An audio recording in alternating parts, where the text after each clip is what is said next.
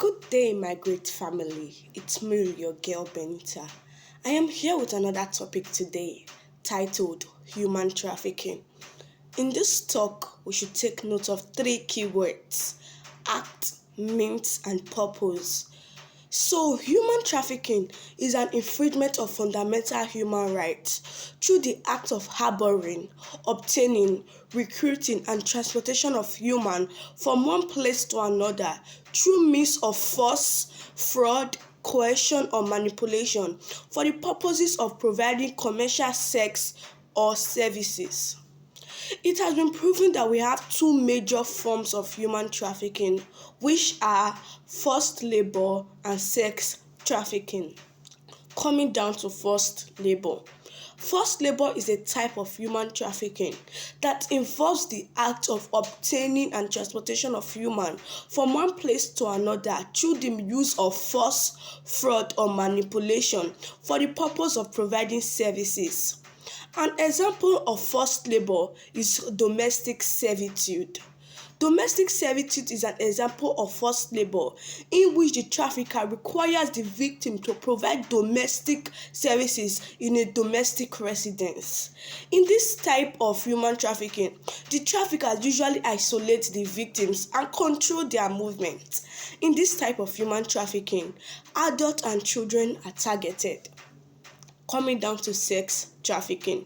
Sex trafficking is a type of human trafficking that involves the act of obtaining and recruiting of humans and transporting them from one place to another through means of force and fraud for the purpose of providing prostitution. In this kind of human trafficking, sometimes children are the target, but mostly above 18 are the target. Now, coming down to the causes of human trafficking. Firstly, unemployment. When people have no job and they need to feed, sometimes they end up becoming victims of human trafficking because most of these traffickers use fraud. They'll tell them, I'll give you a better job abroad, and sometimes they become their victim.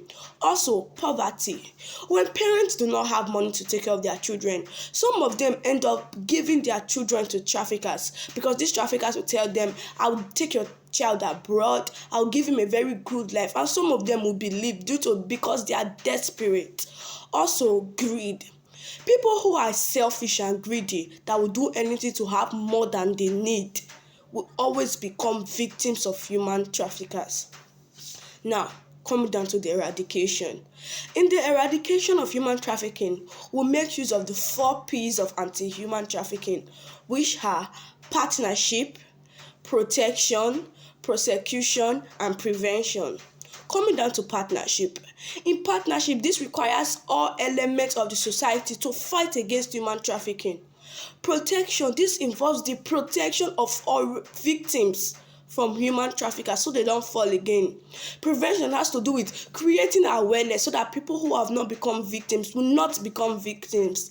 And prosecution involves finding the perpetrators of such crime and giving them appropriate punishment.